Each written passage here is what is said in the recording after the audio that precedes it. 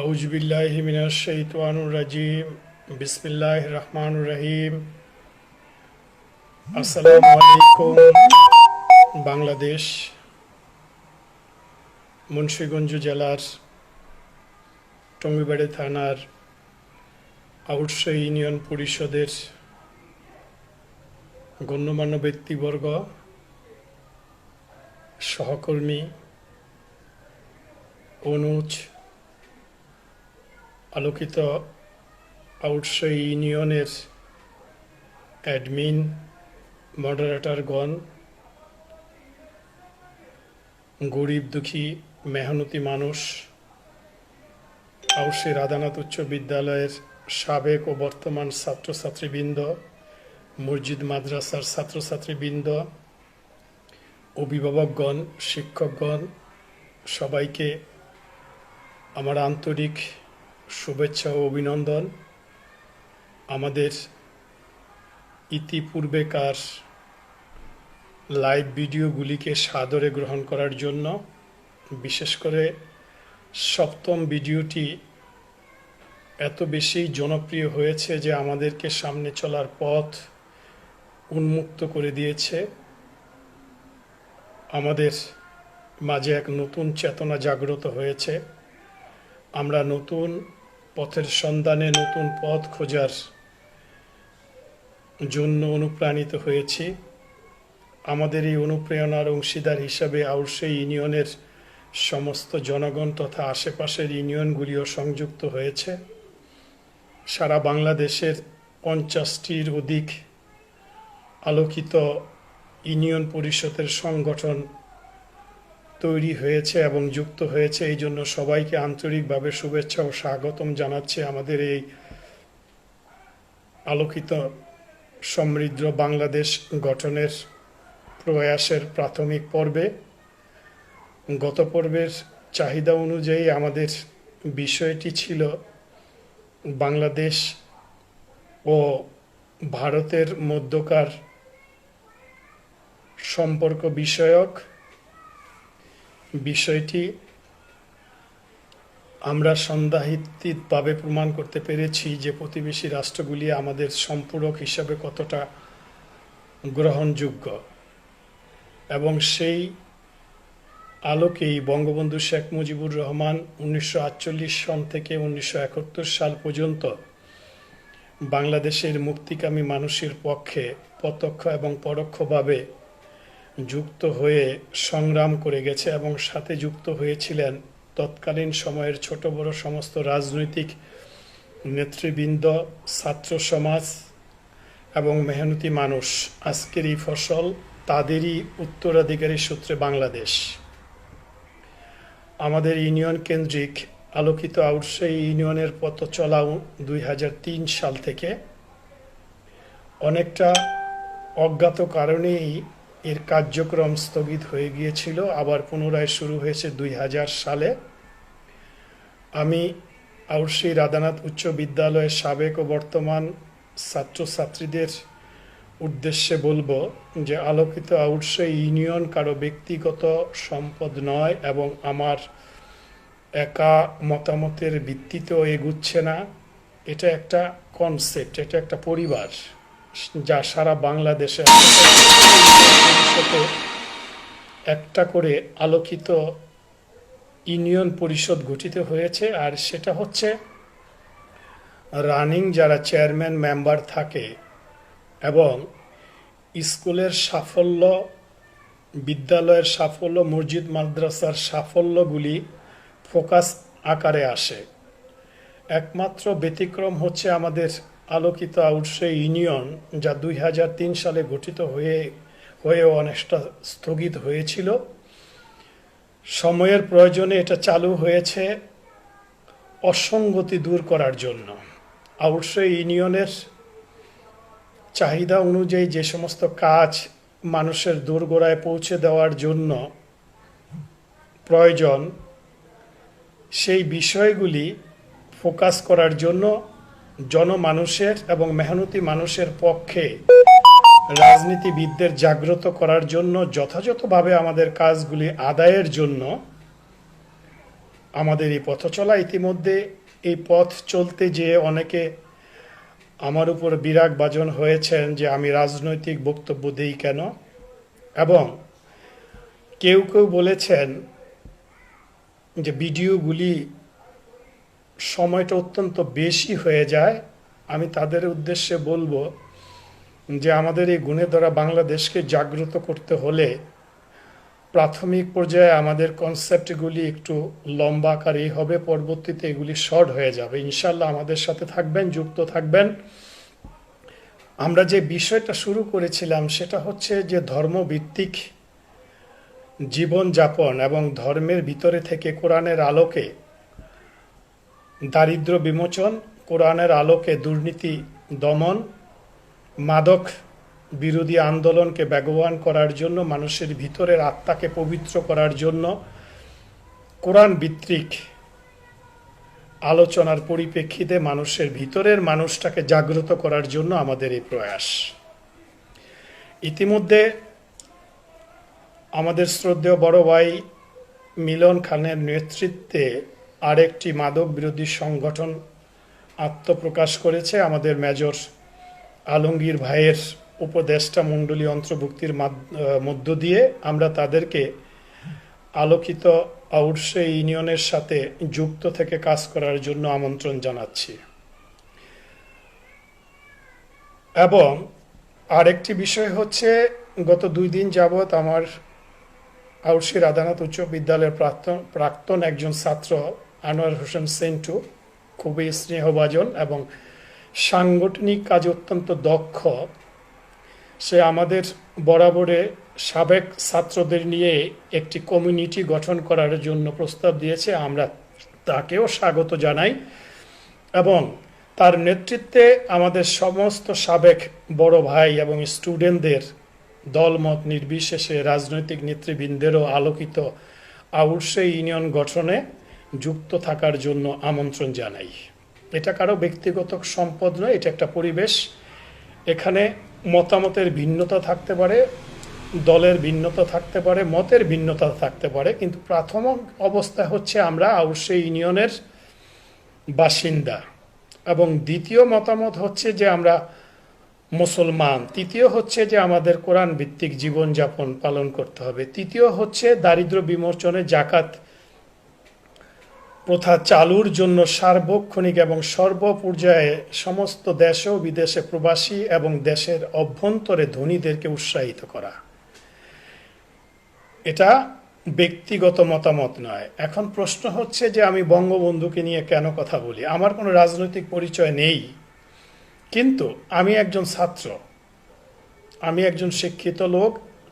সমাজটাকে পরিবর্তন করার জন্য যার অবদান সবচেয়ে বেশি ছিল বাংলাদেশ নামক রাষ্ট্রটি গঠন করার জন্য, আমরা যদি তার আদর্শ এবং যার নেতৃত্বকে ভুলে যাই, পরস্পর তার অধীনে যারা মুক্তিযুদ্ধে অংশগ্রহণ করেছিলেন, বিএনপি নামক রাজনৈতিক দল এবং বৃহৎ বাংলাদেশের দল, শহীদ প্রেসিডেন্ট জিয়াউর রহমান, এমনকি জেনারেল এরশাদ সহ ছোট বড় সমস্ত রাজনৈতিক দলের যারা স্বাধীনতা যুদ্ধে নেতৃত্ব দিয়েছেন, বঙ্গবীর কাদের সিদ্দিকী, অলি আহমেদ সহ সমস্ত মুক্তিযোদ্ধাদের আমরা শ্রদ্ধাভরে স্মরণ করব এবং তাদেরকে রাজনৈতিক উদ্দে রেখে আমাদের সামনের দিনগুলিকে আমরা এগিয়ে নিয়ে যেতে চাই।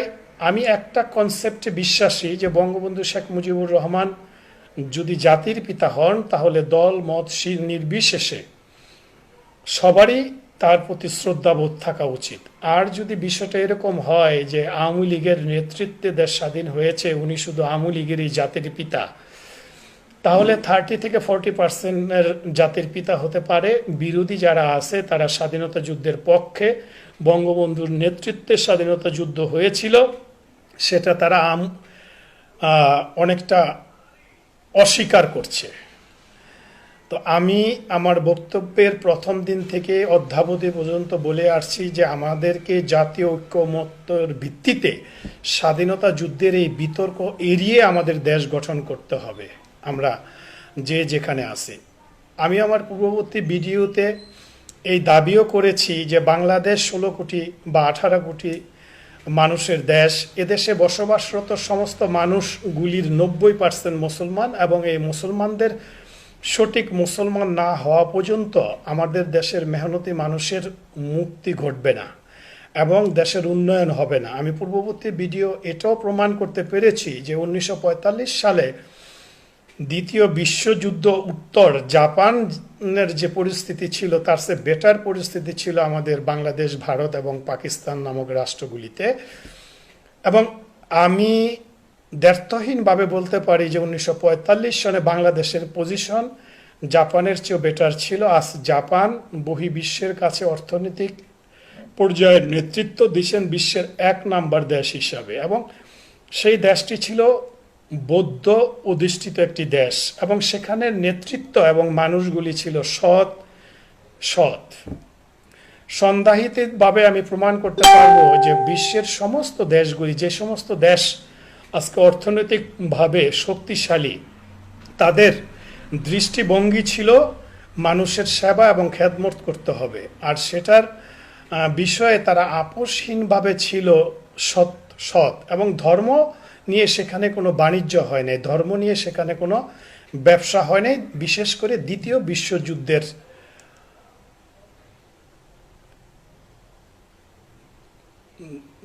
বিশ্বযুদ্ধের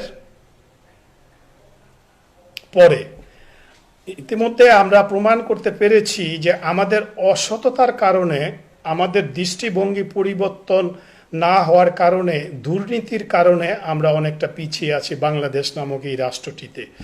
দ্বিতীয় বৃহত্তম মুসলিম রাষ্ট্র হিসাবে আমাদেরকে সারা পৃথিবীর মুসলিম উম্মার নেতৃত্ব দেওয়ার কথা, সেখান থেকে আমরা বেরিয়ে আজ মানুষের দ্বারে দ্বারে অন্যের অর্থের উপরে, অন্যের পণ্যের উপরে আমরা নির্ভরশীল। আমরা অনেকটাই ভারত এবং চীনের পণ্যের উপরে নির্ভরশীল। এই নির্ভরশীলতা কাটিয়ে উঠতে হলে আমাদেরকে সমস্ত সেক্টরগুলির দিকে অবলোকন করতে হবে। সমস্ত সেক্টরগুলির আমাদের স্বয়ংসম্পূর্ণ হইতে হবে। কৃষি খাতে, শিক্ষা খাতে, শিল্প খাতে, অন্যান্য সমস্ত ক্ষেত্রগুলিতে আমাদেরকে স্বয়ংসম্পূর্ণ হইতে হবে। ইতিমধ্যে আমাদের সাথে যুক্ত হয়েছে অপু খান দুবাই থেকে, রয়েল শেখ এবং মফিজ খান, কামাল দেলোয়ার, মেহেদি হাসান সহ আরও অনেকেই যুক্ত হয়েছে। ইউসুফ হালদার অস্ট্রেলিয়া থেকে, জসিমউদ্দিন জয় এবং অন্যান্য যারা আমাকে দেখছেন এবং আমাদের এই 8ম ভিডিওতে যুক্ত হয়েছেন, বিশেষ করে আমাদের ইউনিয়নের বাহিরে, তাদের সবাইকে শুভেচ্ছা ও অভিনন্দন। ইতিমধ্যে আমাদের মফিজ ভাই, ছোট ভাই বলেছেন যে নির্বাচনের প্রচারণা সুন্দরভাবে চালিয়ে যান। আমি যে বিষয়টা, কনসেপ্টগুলি আমরা যারা ভিডিও প্রকাশ করব, কনসেপ্টগুলি তাদের প্রতি অনুরোধ থাকবে যে আপনাদের কোনো মতামত থাকলে বা প্রশ্নে থাকলে তৎক্ষণাৎ এই কনসেপ্টের সাথে আপনারা আমাকে প্রশ্ন করবেন, তাহলে উত্তর দিতে আমার সুবিধা হয়। আমি প্রাথমিকভাবে যে কথাটা আজকে বলতেছিলাম সেটা হচ্ছে যে দৃষ্টিভঙ্গি বদলাতে হবে। দৃষ্টিভঙ্গি বদলালে আমাদের জীবন বদলে যাবে, বিশেষ করে আমাদের ইউনিয়নের দৃষ্টিভঙ্গি বদলাতে হবে। আমি জনাব মফিজ সাহেবকে উদ্দেশ্য করে বলছি যে আপনি বিএনপির রাজনীতি করেন, আপনার ধানের শীষে বিশ্বাসী, কিন্তু আপনি যদি এই নির্বাচনে অংশগ্রহণ না করেন তাহলে আপনার ভোটটা আমি জানি ধানের শীষে পড়বে না, আপনার ভোট নৌকায় পড়বে, আপনার এলাকা ভিত্তিক। এটা আমার ভুলও হতে পারে, কিন্তু আমাদের ইউনিয়ন পরিষদের নির্বাচনটা ছোট ভাই মফিজ, এটা কিন্তু একটা ব্যতিক্রম। এটা একটা অঞ্চল ভিত্তিক নির্বাচন এবং গোষ্ঠীগত নির্বাচন। আমাদের আওয়ামী লীগ সরকারের আমলে এটা প্রতীক হিসাবে আসছে, ধানের শীষ এবং নৌকায় বিভক্তি হয়েছে। কিন্তু গত নির্বাচনের বা এর আগের নির্বাচনগুলি আমরা পর্যালোচনা করলে দেখব যে ধানের শীষের ভোটেই আওয়ামী লীগের চেয়ারম্যান নির্বাচিত হয়েছে, আওয়ামী লীগের ভোটে আওয়ামী লীগের চেয়ারম্যান নির্বাচিত হয়নি। যাই হোক, এই বিষয়গুলি আমাদের মাথায় রাখতে হবে। আমি শুরু থেকে বারবার বলে আসতেছি যে বঙ্গবন্ধুকে একটা জায়গায় রাইখা তারপরে আমরা আমাদের ইউনিয়নটাকে উন্নয়নের কাজে হাত দেই। আরও 5-6টা ভিডিও প্রকাশিত হলে আমার কনসেপ্ট এবং আমার অন্তরে যে একটা জটিল পরিস্থিতি কাজ করতেছে ইউনিয়নকে নিয়ে, সেটা আমি প্রকাশ করতে পারবো এবং মানুষের মাঝে এটা প্রকাশিত হবে। ইতিমধ্যে ইব্রাহিম খলিল ভাই গত পর্বের আগে যে উচ্চারণটা করেছিলেন যে আমাদের ইউনিয়নটা অন্ধকারে ডুবে আছে, সেখান থেকে তুমি বের করে আলোর নির্দেশনা দিতে পারবে না, যেহেতু মানুষের দৃষ্টিভঙ্গির অভাব আছে। ধন্যবাদ আমি ইব্রাহিম খলিল ভাইকে, কিন্তু আমি এটা ইব্রাহিম খলিল ভাইকে বলছি যে আমাদের দৃষ্টিভঙ্গি ইনশাল্লাহ পরিবর্তন হবে। তো আমরা যেই পর্যায়ে ছিলাম সেটা হচ্ছে যে আমাদের আত্মাকে পবিত্র করতে হবে। আমাদের ষষ্ঠ ভিডিওতে যে ধারাবাহিকতা ছিলাম, আমাদের আত্মাকে পবিত্র করতে হবে, এবং আত্মাকে পবিত্র করতে হলে আপনাকে প্রতিদিনের একটা রুটিন মেনে চলতে হবে। রোগাক্রান্ত আত্মা হতে পারে, দুর্নীতিবাজ আত্মা হতে পারে, মাদকগ্রস্ত আত্মা হতে পারে। এই 3 শ্রেণীর আত্মার প্রতি আমার আবেদন থাকবে যে আপনারা একটা রুটিন তৈরি করেন। আর রুটিন তৈরির পূর্বে আপনারা আমার সাথে সংযুক্ত হন এবং মনোযোগ সহকারে এই রুটিন মতো চলার সবাইকে যেন আল্লাহ তৌফিক দান করে, সেটার জন্য আমি বিশেষ অনুরোধ করব। আমি ধন্যবাদ জানাবো হোসেন মোহাম্মদ দিদার, আবু কালাম, দিন ইসলাম, আমাদের অ্যাডমিন সুজন আহমেদ সহ যারা অব্যাহতভাবে এবং প্রতিদিন ফেসবুকে আমার সাথে ইসলামিক বিষয়াশয় নিয়ে আলোচনায় যুক্ত থাকেন, তাদেরকে তাদের অক্লান্ত পরিশ্রমে আজকে আমরা এই পর্যায়ে আসতে পেরেছি। বিশেষ করে আজকে একটা কনসেপ্ট নিয়ে কথা হয়েছিল, সেটা হচ্ছে সালাত, এবং গতকাল আবু কালামের মাধ্যমে একটা কনসেপ্ট নিয়ে আমাদের সাথে কথা হয়েছিল যে সালাত আমাদেরকে আল্লাহর নৈকট্য লাভে কতটা কাজ করে। আমি এর ব্যাখ্যায় ফেসবুকে দিয়েছিলাম। অনেকেই আজকাল দেখতেছি যে ফেসবুকের লেখালেখিগুলির আপনারা অবলোকন করেন না। আমাদের এই বক্তৃতা বা ভিডিওর চেয়েও ফেসবুকে আমরা কিন্তু ধর্ম বিষয়ে আরো বেশি ঘনিষ্ঠ, এবং ধর্ম বিষয়ে আমরা কিন্তু আরো বেশি লেখালেখি করি। আপনারা আমাদের অবশ্যই অন্তত আধা ঘন্টার জন্য হলেও লেখালেখির এই বিষয়গুলিতে সংযুক্ত থাকবেন। ইনশাল্লাহ আপনাদের জীবন চলার পথ মসৃণ থেকে মসৃণতম হবে। আপনারা একটা রুটিন তৈরি করে ফেলুন। ফজরের সালাত নির্দিষ্ট সময়ে আদায় করুন। ফজরের সালাত একাগ্রতার সাথে আদায় করুন, এবং অজুটা হাদিস অনুযায়ী খুব সুন্দরভাবে বানান। এই অজু করার সাথে সাথে আপনি নিজেকে তৈরি করেন যে আপনি আল্লাহর ইচ্ছার সাথে আল্লাহর ইচ্ছাগুলিকে প্রতিফলন ঘটানোর জন্য রুকু এবং সেজদায় যাবেন। রুকুর অর্থ হচ্ছে যে আপনি দাঁড়িয়ে যাওয়া, নতজানু হওয়া। সেজদা অর্থ হচ্ছে আত্মসমর্পণ করা, অর্থাৎ আল্লাহর ইচ্ছার সপক্ষে আপনি নিজেকে আত্মসমর্পণ করলেন কোরআনের আলোকে। কোরআনে যে সমস্ত কথা আপনাকে আদেশ মহান রাব্বুল আলামিন দিয়েছেন, সে সমস্ত আদেশ পালনের জন্য আপনি ফজর সালাতের মাধ্যমে নিজেকে তৈরি করলেন এবং আবদ্ধ করলেন। এখন আপনার প্রতিদিনের পথ চলাটা শুরু হলো। এই শুরুটা জহুর পর্যন্ত অব্যাহত থাকবে। জহুর পর্যন্ত আপনি যদি নিজেকে তৈরি রাখতে পারেন যে আপনি ঘুষ খাবেন না, কাজে অনিয়ম করবেন না, ওজনে কম দিবেন না, ওষুধ বিক্রেতা হলে যে আপনার দোকানে যে ওষুধগুলি আছে সেগুলি ফেলে আপনি সঠিক ওষুধ পালন করবেন। আপনি যদি সরকারি চাকরিজীবী হন তাহলে সরকারি চাকরির কর্মস্থলটাকে নিষ্কণ্ঠক রাখবেন, সেখানে ঘুষ লেনদেন পূর্ব দিনে থাকলে ঘুষ লেনদেন থেকে নিজেকে বিরত রাখবেন।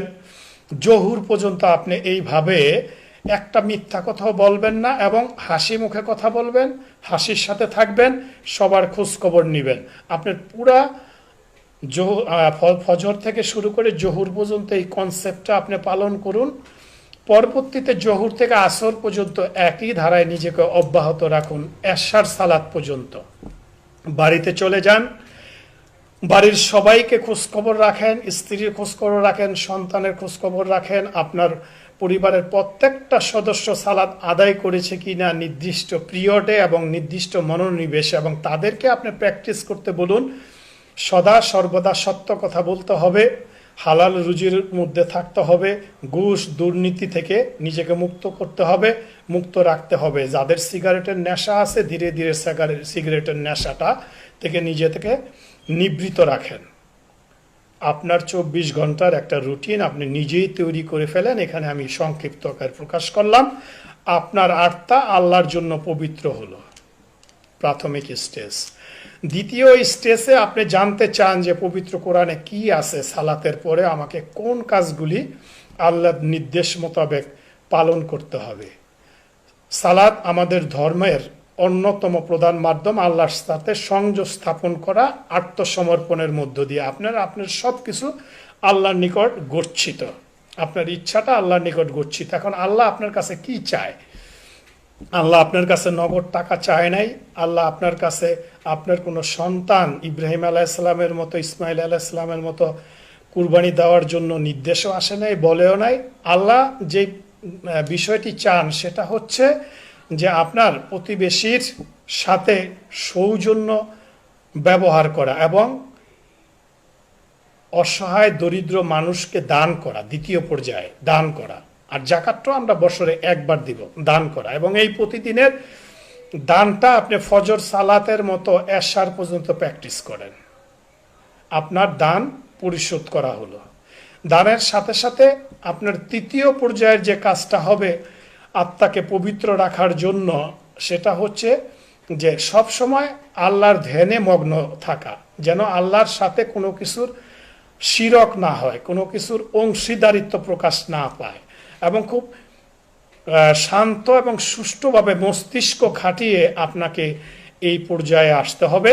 কারণ আমরা ইসলাম ধর্ম, বিশেষ করে বাংলাদেশের মানুষ আল্লাহর সান্নিধ্যের বাহিরে অনেক কিছুকে আশ্রয় করে বসি, এবং অনেক সময় আমাদের মনের অজান্তে শিরক হয়ে পড়ে আমাদের কথা এবং বাচন ভঙ্গির মাধ্যমে। যেমন আমরা অনেকেই বলি কোনো কাজকে বাগিয়ে নেওয়ার জন্য কসম খাই, এবং এই কসমটা যদি সত্যি হয় তাহলে কতটুকু গ্রহণযোগ্য আছে তাও আপনার বিবেচনার উপরে আমি রেখে দিলাম, যদি আপনি ওই কথাটা না রাখতে পারেন। অথবা এই কসমের সাথে আপনি আরেকটু বিষয় জড়িয়ে দেন, সেটা হচ্ছে বচনটা এরকম: উপরে আল্লাহ, নিচে আপনি। এটা গর্থিত কথা। একমাত্র সব কিছুর মালিক আল্লাহ, এবং আপনি স্মরণ করবেন আল্লাহকে। এখানে কসমের কোনো প্রসঙ্গ নাই। আপনি আত্মাকে পবিত্র করতে না পারলে আপনার কি হবে? আপনার সালাত আদায় হবে না, আপনি যে দান করলেন সেই দানটা আপনার আদায় হবে না। আপনার আনুষাঙ্গিক ইসলামিক 24 ঘন্টার ভিতরে যে কাজগুলি আছে সেই কাজগুলি সহি এবং সুন্নাহ, নবীর সুন্নাহ মোতাবেক পালন হইল না, আপনার সালাত কবুল হইল না। এবং হাদিস শরীফে উল্লেখ আছে, সালাত সমস্ত কাজ থেকে, অপকর্ম থেকে, লজ্জাহীনতা থেকে আপনাকে নিবৃত রাখে। আপনাকে নিবৃত রাখতে পারবে না যদি আপনার দৃষ্টিভঙ্গি বদলানো হয়। নারীর প্রতি আপনার যদি দৃষ্টিভঙ্গি না বদলায়, মানুষের প্রতি যদি আপনার দৃষ্টিভঙ্গি না বদলায়, তাহলে আপনার সালাত আদায় হবে না। রুকু এবং সেজদার মধ্যে আপনি যোগব্যায়াম করবেন, অন্য কিছু না। গত 2 দিন আগে আমাদের বাংলাদেশে এএমসি সিলেট কলেজের একটা ন্যাক্কার ঘটনা ঘটেছে। ছাত্রলীগ নামধারী 6টা ছেলে একজন স্ত্রীকে গণধর্ষণ করেছে, তার স্বামীকে আটকে রেখে। আমরা তীব্রভাবে এর নিন্দা জানাচ্ছি। আমরা ইতিপূর্বেও বলেছি যে নারী এবং অবৈধ যৌনাচার, ব্যভিচার, এটা হচ্ছে সর্বস্তরে নিষিদ্ধ এবং অনেক বড় অপরাধ। অনেক জাতি ধ্বংস হয়ে গেছে এই নারীর উপরে অত্যাচার করতে গিয়ে। আপনার শরিয়া সম্মতভাবে যে নারীর প্রতি আপনি অধিকার পেলেন, তাকে আপনি যৌন বাসনায় বা আপনার ভোগের সামগ্রী হিসেবে ব্যবহার করতে পারবেন। এছাড়া যেই থাকবে সে হবে আমার বোন, সে হবে আমার মা, সে হবে আমার সন্তান। অতএব আপনারা যেই মায়ের গর্ভ থেকে বেরিয়ে আসলেন, সেই মায়ের এক কি বলবো অনুজ, মায়ের এক সংকর অথবা মায়ের এক কোলনকে আপনি অপমানিত করলেন। আপনার উপরে আল্লাহ লানত পড়ুক। আমরা এর তীব্র নিন্দা জানাই এবং মাননীয় প্রধানমন্ত্রীর নিকট আমরা বিনীত অনুরোধ করব যে আপনারা যথাযথভাবে এই ব্যাপারে আইনগত কঠোর পদক্ষেপ নেবেন, সামাজিক, রাজনৈতিক এবং সর্বস্তরে। এই বিষয়ে আমার ভিন্ন মত আসছে, সেটা হচ্ছে যে আমরা সামাজিকভাবে প্রত্যেকটা বিষয়ের উপরে যদি পরিবর্তন না করতে পারি, তাহলে আমরা জাপান হওয়ার স্বপ্ন দেখতে পারবো না। তারা যেই ধোয়া থেকে শুরু করেছিলেন। প্রত্যেকটা বিষয়ে আমাদের দৃষ্টিভঙ্গি বদলাতে হবে, আর এই দৃষ্টিভঙ্গি বদলাতে হলে কোরআন হচ্ছে সবচেয়ে সর্বোত্তম সঙ্গী। আপনার অন্তরে যদি আল্লাহর ভয় এবং পরকালের ভয় তৈরি না হয়, তাহলে কোনো কিছুতেই আইন কানুন কোনো কিছুতেই আপনার ভিতরের পরিবর্তনটা আনতে পারবে না, এবং আমরা আমাদের সমাজকে কাঙ্ক্ষিত পর্যায়ে নিয়ে যেতে পারবো না, আমরা কাঙ্ক্ষিত জগতে ফিরতে পারবো না। আর এর বিপরীতে আমি একটা কথা বলতে পারি, আপনাদেরকে বলতে পারি, সেটা হচ্ছে যে আমি বা আমরা যদি রোগাক্রান্ত হয়ে যাই, তাহলে শুধু ডাক্তারের পরামর্শে বা ঔষধ দিয়ে কিন্তু আমরা সুস্থ হতে পারি না। আমাদেরকে সুস্থ হতে হলে রোগ প্রতিরোধ ক্ষমতা বৃদ্ধি করতে হয়, আর রোগ প্রতিরোধ ক্ষমতা বৃদ্ধি করতে হলে ডাক্তারের পরামর্শ অনুযায়ী আমাদেরকে খাবার খেতে হয়, এবং এই খাবার শরীরের ভেতরে রোগ প্রতিরোধ ক্ষমতা বৃদ্ধি করে, আর এই রোগ প্রতিরোধ ক্ষমতা আমাদেরকে রোগ থেকে মুক্তি করে। এবং বিজ্ঞান যদি রোগ প্রতিরোধ ক্ষমতা থেকে রোগ থেকে মুক্তি না করতে পারে, সেই ক্ষেত্রে আমরা সর্বোত্তমভাবে আশ্রয় নিই মহান রাব্বুল আলামিনের নিকট, এবং মহান রাব্বুল আলামিনের নিকট যে আশ্রয়টা আমরা গ্রহণ করি সেটা ওষুধের চেয়েও বেশি কার্যকরী। রাব্বুল আলামিন যদি আমাদের রোগ থেকে মুক্ত না করতে পারে, তাহলে কোনো ওষুধই আমাদের মুক্ত করতে পারবে না। আমরা খাবার যেমন পরিবেশন করি, খাবার যেমন খাই রোগ প্রতিরোধ ক্ষমতার জন্য, তেমনিভাবে পবিত্র কোরআন শরীফও আমাদের আত্মার এই উন্নয়ন এবং প্রতিরোধক সাধক হিসাবে আমরা নিয়ে আসতে পারবো। পরবর্তীতে আমরা কোরআন শরীফের আয়াত নিয়ে আসবো অর্থনৈতিক ব্যবস্থাপনায়, কোরআন শরীফ আয়াত নিয়ে আসবো সামাজিক ব্যবস্থাপনায়, কোরআন শরীফের আয়াত নিয়ে আসবো আমাদের সামাজিক অবক্ষয় থেকে কিভাবে আমরা কোরআনের আলোকে মুক্ত হতে পারি, সেই সাজেশন ভিত্তিক পর্বগুলি আমরা পর্যায়ক্রমে ইনশাল্লাহ নিয়ে আসব। আমরা একজন মানুষকে মানুষ রূপে দেখতে চাই, একজন মানুষকে ধর্মভিত্তিক দেখতে চাই না। প্রথমত মানুষটাকে মানুষ হিসাবে দেখতে চাই, এরপর ধর্মীয় ভিত্তিক যার যার ধর্ম সে পালন করবে।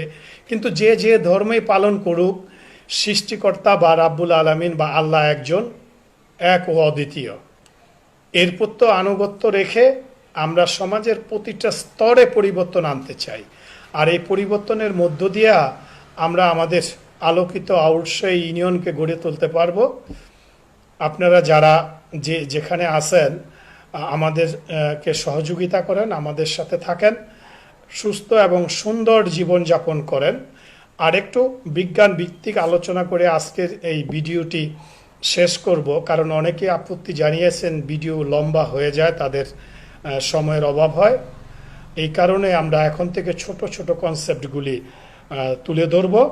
এরপরে আমরা তুলে ধরব যে দৃষ্টিভঙ্গি বদলানোর মধ্য দিয়ে কিভাবে আত্মাকে পবিত্র করা যায়।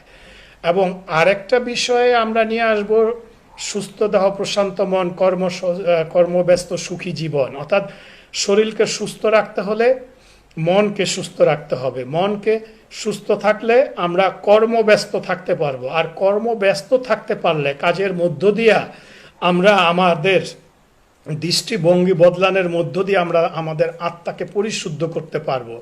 আর এই বিষয়গুলি করতে গেলে আমাদের কোরআনের শিক্ষায় শিক্ষিত হতে হবে, কোরআনকে জানতে হবে। আমরা একজন মানুষ ক্লাস 1 থেকে শুরু করে MA পাস পর্যন্ত প্রত্যেকটা ক্লাসে আমাদের পরিশ্রম করতে হয় 33 পাওয়ার জন্য। প্রাথমিক যে পড়াশোনা বা এক ক্লাস থেকে আরেক ক্লাসে উঠতে গেলে আমাদের প্রতিটা সাবজেক্টই পাস করতে হয়। তাহলে আমরা এই দুনিয়াতে যদি পড়াশোনার পাশাপাশি ধর্মগ্রন্থের বিষয়টা না জানি এবং সালাত, যাকাত, রোজা, হজ, কুরবানি এবং অন্যান্য ধর্মভিত্তিক কাজগুলি কিভাবে আমরা সম্পূর্ণ করব, এটা যদি আমরা না জানি, আমরা তৈরি হতে না পারি, আমরা যদি এর বিপরীতে চলি, আমরা যদি দুর্নীতি করি, মাদক গ্রহণ করি, আমরা যদি অসামাজিক কার্যকলাপ করি, আমরা অবৈধভাবে ধর্ষণ করি, তাহলে তো আমরা মুসলমান থাকলাম না। আমাদের ধর্মীয় গ্রন্থে আল্লাহ তাআলা যে আদেশ করলো, আমরা পরকালে আল্লাহ তাআলার এই পরীক্ষা পাশ করতে পারলাম না। আমাদের জন্য আল্লাহ তাআলা যে পুরস্কার ঘোষণা করে রেখেছেন জান্নাত, সেই কাঙ্ক্ষিত জান্নাতে আমরা পৌঁছতে পারলাম না, আমাদের জন্য জাহান্নাম অপেক্ষা করছে। আল্লাহ তাআলা সবাইকে কোরআনের আলোকে চলা ও ফেরার তৌফিক দান করুন। আসসালামু আলাইকুম, সবাইকে ধন্যবাদ, অভিনন্দন ও শুভেচ্ছা। এবং আগামী 5ই সেপ্টেম্বর আমাদের পরবর্তী ভিডিও প্রকাশিত হবে। কনসেপ্ট থাকবে দৃষ্টিভঙ্গি বদলান, জীবন বদলে যাবে। সুস্থ দেহ, প্রশান্ত মন, কর্মব্যস্ত সুখী জীবন, এই দুইটি কনসেপ্টের উপরে আপনাদের মতামত থাকলে আপনারা মতামত দিবেন, কমেন্টস করবেন এবং আমার সাথে যুক্ত থাকবেন। এবং আলোকিত আউটসাইড ইউনিয়নের সাথে যে পরিবেশ তৈরি হয়েছে সেই পরিবেশের সাথে থাকবেন। আগামী দিন হবে আলোকিত সমৃদ্ধ বাংলাদেশ। আল্লাহ হাফেজ।